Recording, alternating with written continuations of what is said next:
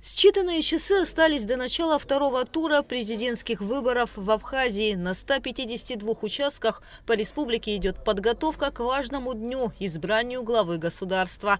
И чтобы ваш бюллетень оказался действительным, а выборы состоялись, необходимо знать о правилах процедуры голосования. Первый тур на первом избирательном участке 5-го округа прошел без нарушений. Однако, по словам членов и председателя участковой комиссии, 27 бюллетеней оказались недействительными. Это были те бюллетени, где либо вычеркнули всех кандидатов, либо никого не вычеркнули, либо нет ни одной отметки в квадратике. На этот раз в избирательных бюллетенях будет всего 3 графы. В 2 из них указаны имена кандидатов в президенты, участвующих во втором туре президентских выборов. И 3-я графа «Против всех». Каждая графа заканчивается квадратом. Действительным считается тот бюллетень, в котором в одном квадрате стоит хотя бы какая-то пометка. Желательно галочку, только один квадрат.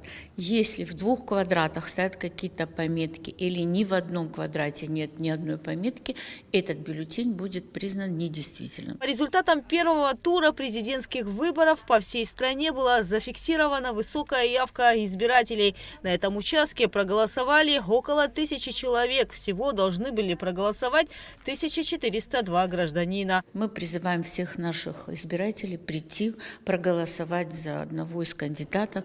Я, как председатель комиссии, прошу не голосовать против всех, потому что эта графа будет приплюсована к голосам против каждого кандидата. И тогда у нас выборы могут не состояться. Нам надо определиться, проголосовать за того или другого кандидата. Камеры видеонаблюдения, вот вы можете посмотреть, с 2022 года, когда были выборы в парламент, нам система установила камеру видеонаблюдения.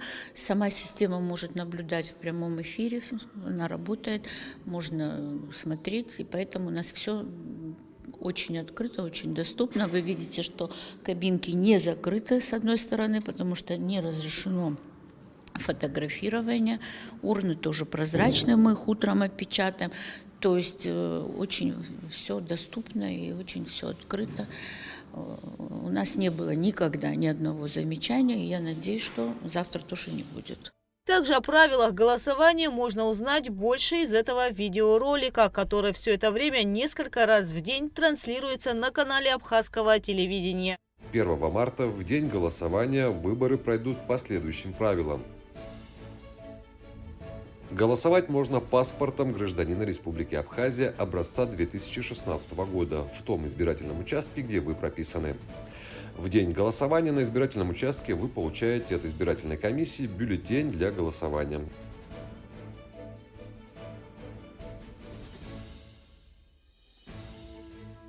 В бюллетене вы ставите отметку в поле для голосования, расположенным справа от фамилии кандидата или строки «Против всех».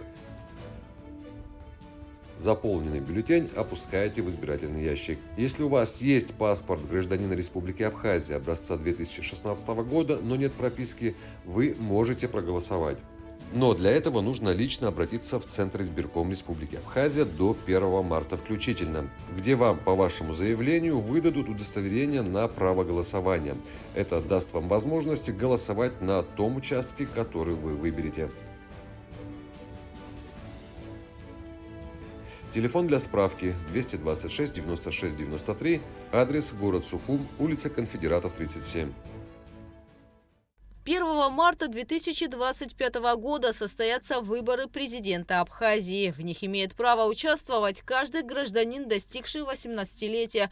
Граждане могут проголосовать на своем избирательном участке по месту прописки с 8 утра до 8 вечера. 2 избирательных участка для граждан Абхазии будут открыты в Москве и Черкесске. Гугут Савардания, Раму Камкия, Абхазское телевидение.